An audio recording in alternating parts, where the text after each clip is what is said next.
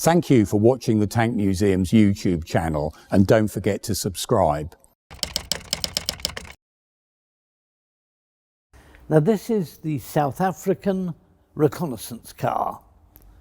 It's quite odd this, because that's what they called them in South Africa, but the British, who used them mostly, called them Marmon-Herringtons. And that really is a strange thing to do. Marmon-Herrington supplied the driven front axle. The rest of the vehicle was, or at least the automotive parts, were by Ford. And under normal circumstances, we'd call this a Ford armoured car. But it's not. It's called a Marmon-Herrington, purely for the front axle. The only part of it they had any sort of influence on. They were a manufacturing company in Indianapolis, and they made tanks and stuff like that, but their main business was in converting ordinary vehicles, that's 4x2 trucks, to four-wheel drive and that kind of thing. And they did that quite a lot. Now this is a typical example. This was a late model. They built earlier vehicles on conventional Ford truck chassis with Ford-driven front axles, or with Marmon-Herrington-driven front axles, and they were used in the Western Desert. But this model, the Mark IV, really came out a little bit too late. The only thing was, it was more like an armoured car. It had a 40mm 2-pounder gun fitted to it. And that's a story in itself. The very first one of these, the prototype, had the gun in a tank mounting. And the tank mounting was a little oval thing that fitted on the front there. And it usually caused the turret to flex. The turret is made of armour plate, but it's a fairly thin armour plate, about 12mm thick. So it tended to be a little bit shaky.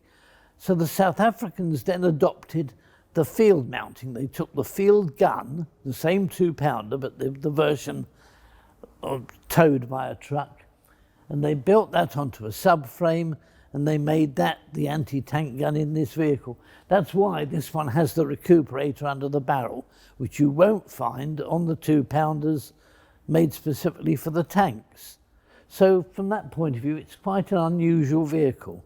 Now, normally it had a coaxial mounting to the left as you're looking at it of the gun. It's missing from this. It may not even have been mounted on this one, but they came in later. They were usually the .30 caliber Browning, but and they elevated and depressed with the main gun. But in this case, difficult to tell whether it had or not. It would have had an anti-aircraft mounting. The turret is actually open-topped, and you had a sort of tubular thing that went across, and that had a mounting for the machine gun on it. And that was really an anti-aircraft gun. It was another .30 caliber Browning usually, but that one's missing from this vehicle as well.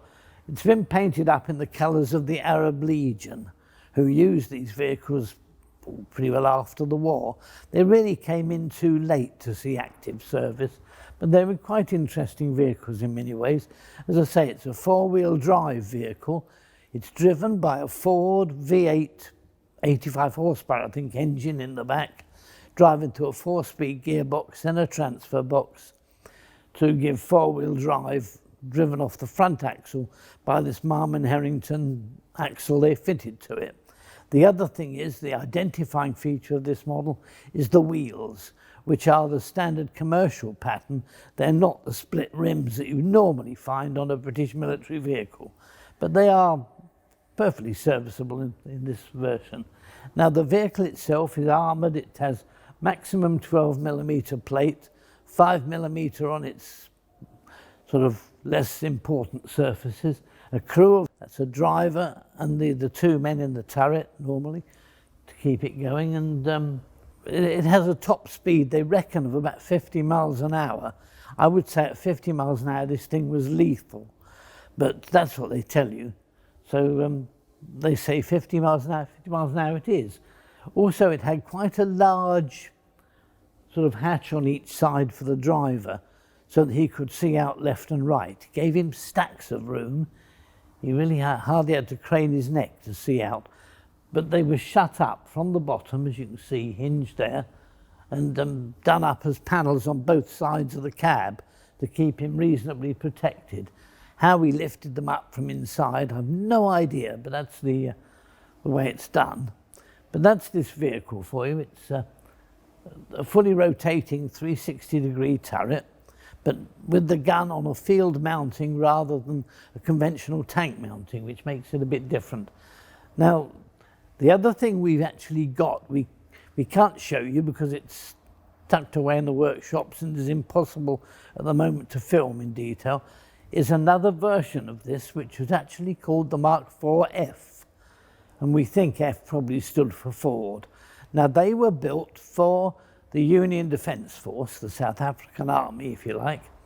And they were built, well, the same to look at, but actually on the Canadian military pattern chassis.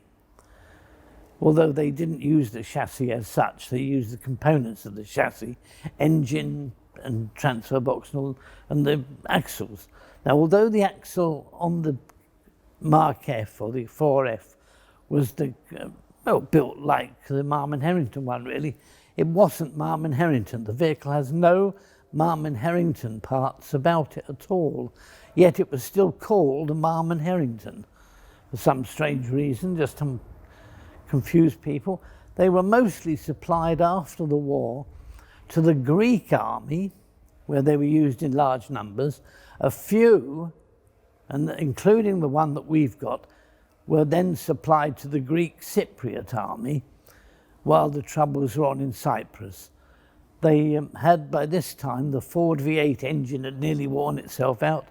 That was replaced by a Perkins diesel, and they can be identified because they've got the split rim type wheels fitted to them rather than these commercial pattern on this one, the Ford. But they don't actually have a chassis, not in the sense that you or I would understand it. They use the body of the vehicle to attach the axles to. So it's really rather like some other vehicles we've got in here. It relies on the hull to support the wheels and transmission up to a point.